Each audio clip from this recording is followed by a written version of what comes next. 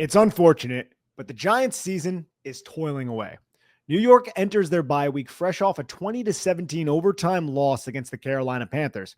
It's tough and sad, but we must power through the mediocrity. With that, let's go over some Evan Neal tape. What's going on, everyone? Nick Falato here to go over what was a pleasant surprise. Solid tape from the Giants' third-year offensive tackle, Evan Neal. There are aspects of Neal's game that have not changed. His feet didn't get lighter. He still had some balance issues and was a bit lumbering, but his positioning, timing, and varied approach to pass sets and hand fighting was a welcome sight that showed progress. Neal seemed more confident, more adaptive when engaged, and found solutions throughout reps to win and eliminate his threat. His overall framing of blocks was much better, and he executed his base blocks in the run game, leveraging his best trait, his power. Let's get into some of these plays.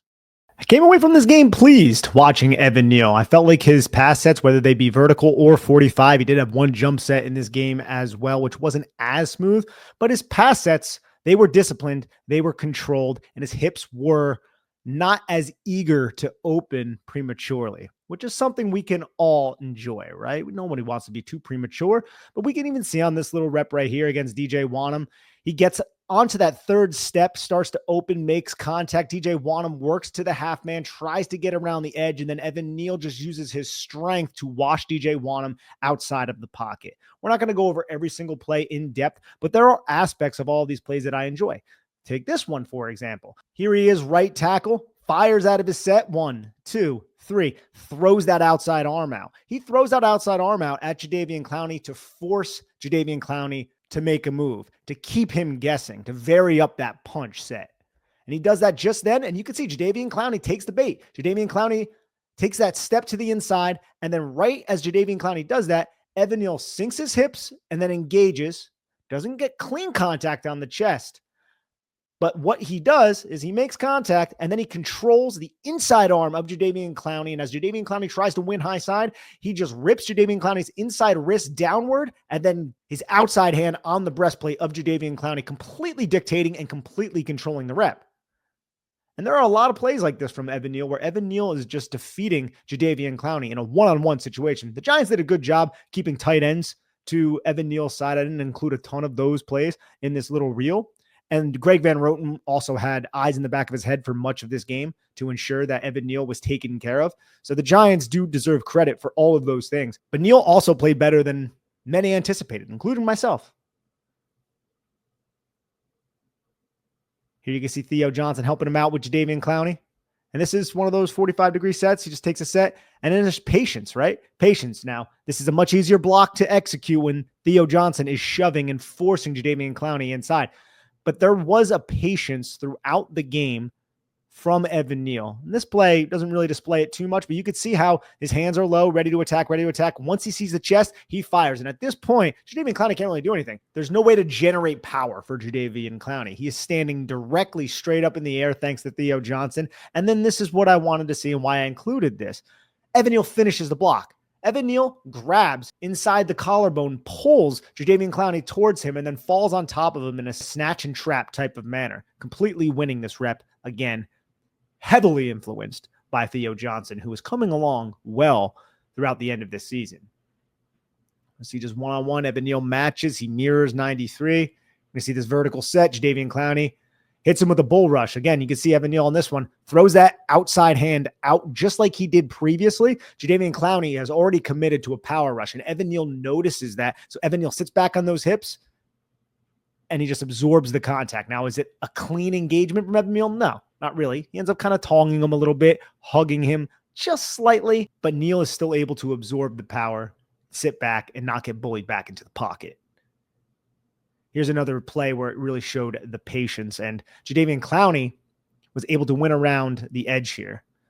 Gets out of his set very quickly, sets up, doesn't overset, understands 1, 2, has it framed, waits, patient with the hands, wait for Jadeveon Clowney to make a move. Jadeveon Clowney makes a move, a little bit too patient. Evan Neal is a little bit too patient here, and Evan Neal does not get the cleanest look at Jadeveon Clowney, who wins high side, wins that half-man relationship, catches Evan Neal lunging. But this is what I'm talking about with Greg Van Roten and how the New York Giants had these contingencies to prevent Evan Neal from making a catastrophic mistake that could affect his confidence. Whenever Greg Van Roten had a 4-tech or a 4-eye, and John Michael Schmitz had nobody in his backside A-gap away from Greg Van Roten, John Michael Schmitz would slide and help Greg Van Roten. Greg Van Roten would ensure that John Michael Schmitz has that original assignment, and then Greg Van Roten would look to see what's going on with Evan Neal. Does he need help in the B gap? Does he need help around the edge? On this play, he needed help around the edge. Greg Van Roten washes Jadeveon Clowney out of the pocket and allows Daniel Jones to deliver a 23-yard pass to Wan'Dale Robinson because Evan Neal was beat initially on that play. You can see Greg Van Roten once again. He's going to have that 3 technique. 3 technique is going to go inside. Greg Van Roten just starts looking right at Evan Neal. Evan Neal's on an island against Jadeveon Clowney. Greg Van Roten's going to come off of 93. John Michael Schmitz has that assignment. Help out Evan Neal. Evan Neal does a good job on this rep. Doesn't necessarily need it, but still good to have Greg Van Roten there to assist the inside portions of your responsibility if you're Evan Neal. You can see with Evan Neal, look, he's still big. He's still lumbering, not the quickest of feet. High, tall hat. Hands are not precise. I just appreciate how there was that varied approach that we talked about. Still think the location of Evan Neal and how he lands his punch, still not the best, but much better overall performance. Again, I think a lot of it stemmed from confidence too. Here he just shoves DJ Wanham on the ground, has his eyes on Jadeveon Clowney with Theo Johnson helping. Jadeveon Clowney goes inside, just tosses Wanham in Clowney's way. He finished some of these reps well, framed him well, like the one you're watching right now. Now this is against not a typical edge rusher. This is somebody who's just a 4-tech. Matches him stride for stride, tight hands, tight elbows, keep your feet moving, stay active. Another one against Jadeveon Clowney. Again, a little bit too late. Like, again, I appreciate the patience that Evan Neal showed, but there were times throughout Evan Neal's tape where he was a bit late and Jadeveon Clowney was able to get to the half man. Here, he goes to the inside, but Greg Van Roten is also right there because Greg Van Roten shoves DJ Wanham outside, and now Greg Van Roten can close that B gap if either DJ Wanham or Jadeveon Clowney attempt to penetrate.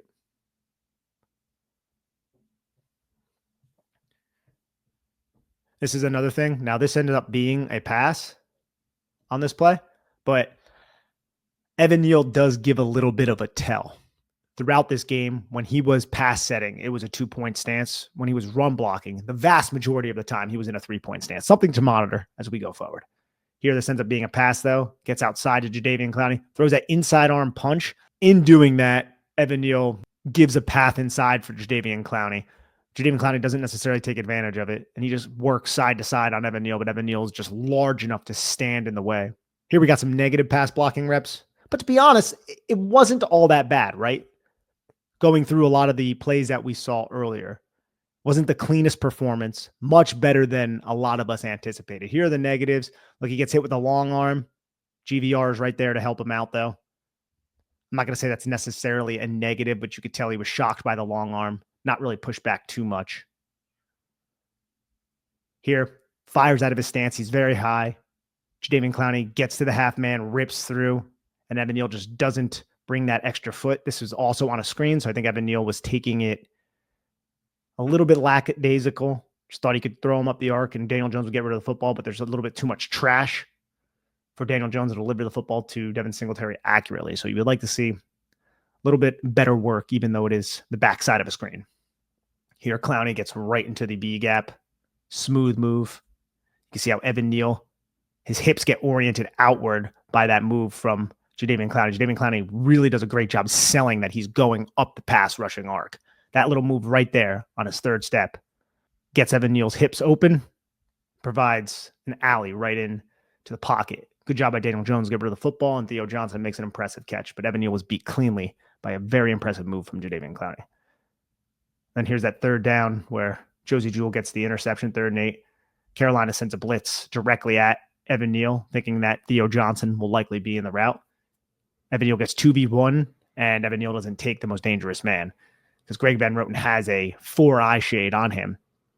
There's nobody in the B gap. if this edge rusher penetrates. The edge rusher penetrates right through the B gap. Evan Neal is supposed to take the most dangerous threat, which is the innermost player heading into the pocket, which is Jadeveon Clowney. And then Daniel Jones is going to be tasked in this protection to handle 23, who's blitzing. Typically speaking, because Josie Jewell is right over top of John Michael Schmitz. Now on this play, and this is a great play by John Michael Schmitz.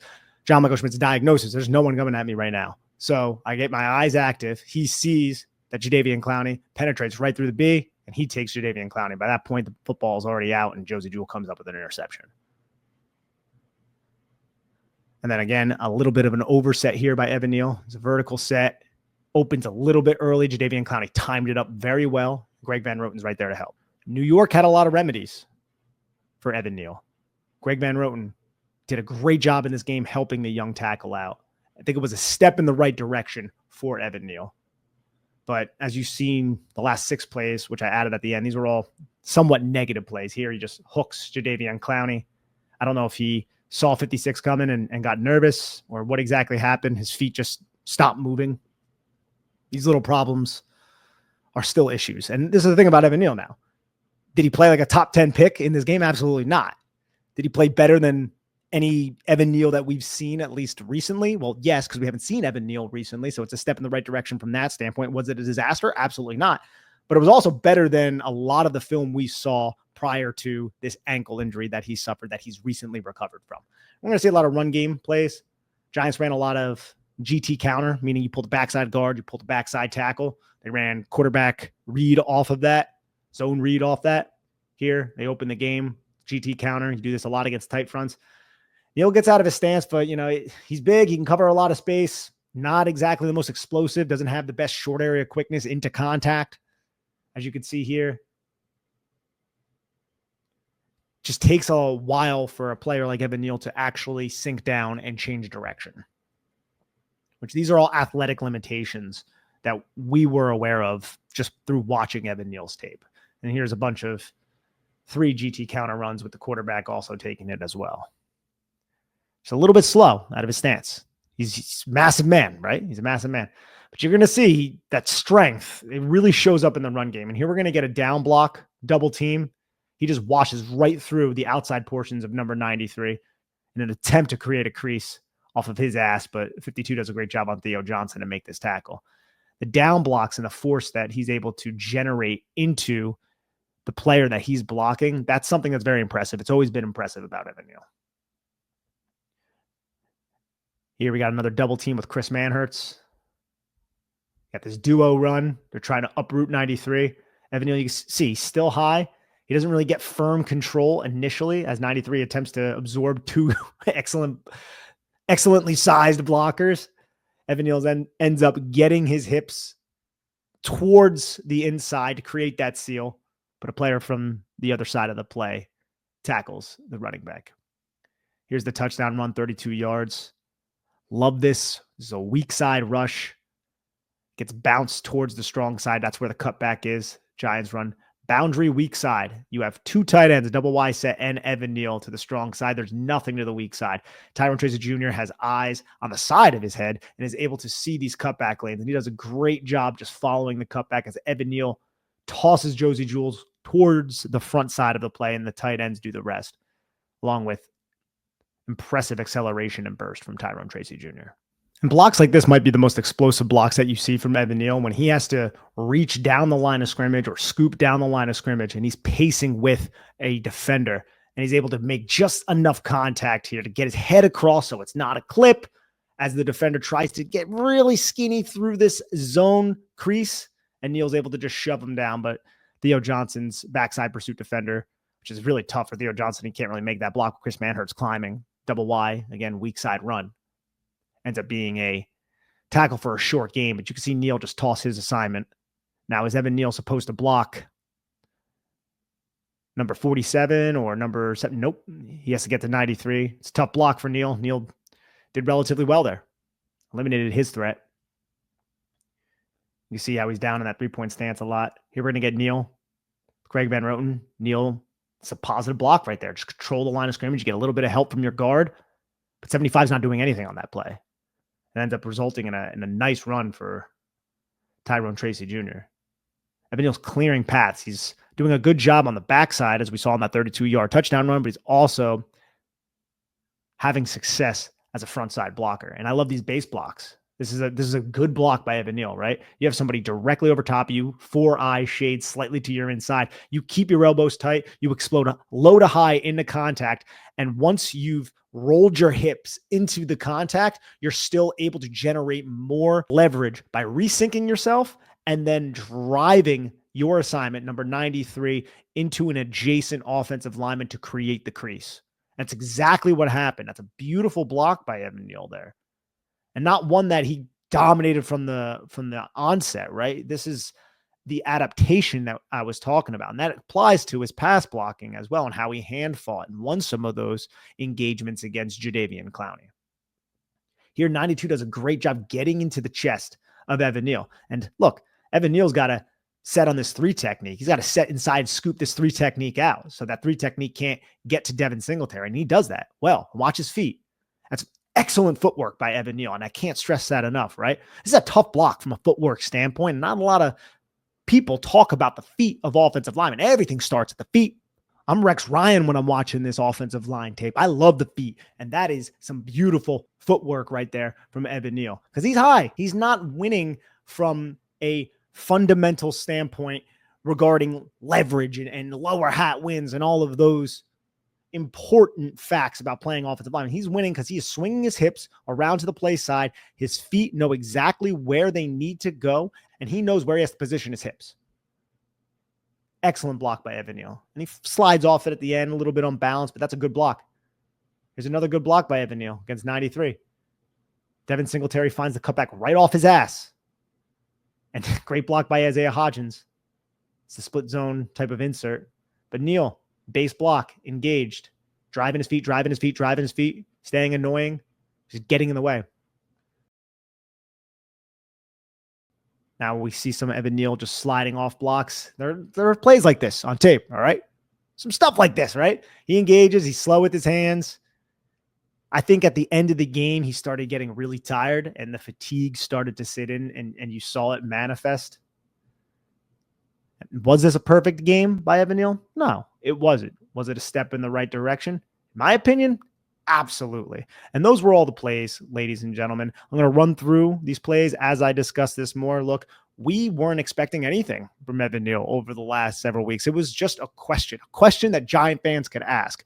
What is going on with Evan Neal? When is this guy going to see the football field? And then before this Week 10 matchup, it came out, hey, Evan Neal's going to play right tackle. He's going to start right tackle. Jermaine Illuminor is going to move over to the left side. And guess what? Evan Neal started, was not a disaster. He allowed just 1 pressure on 41 pass blocking snaps. That is a 2.4% pressure rate. It was a career low in pressure rate by him when he's played more than 10 snaps. And he faced Jadeveon Clowney on 27 of those pass rushing matchups. So that's a positive because Jadeveon Clowney is the best pass rusher on the Carolina Panthers. Again, I don't need to reiterate, don't need to beat this dead horse. Was it perfect? No. Step in the right direction? Absolutely. I hope you guys enjoyed this brief little breakdown of Evan Neal. Please check my timeline over there on Twitter, on X. I have a bunch of Evan Neal cut-ups, all of this plays. If you want to watch a more extended version of how he performed from the all-22 angle, head on over to my Twitter or go to bigblueview.com and you can check out some of my work on Tales from the Timeline, and also the breakdown that you're watching right now is also going to be on Big Blue View. So for Nick Falato, for Big Blue View, for the New York Giants, signing off. Please, everybody, like, subscribe, comment, and we'll see how the second half of the season goes. Take care of each other and have a lovely day.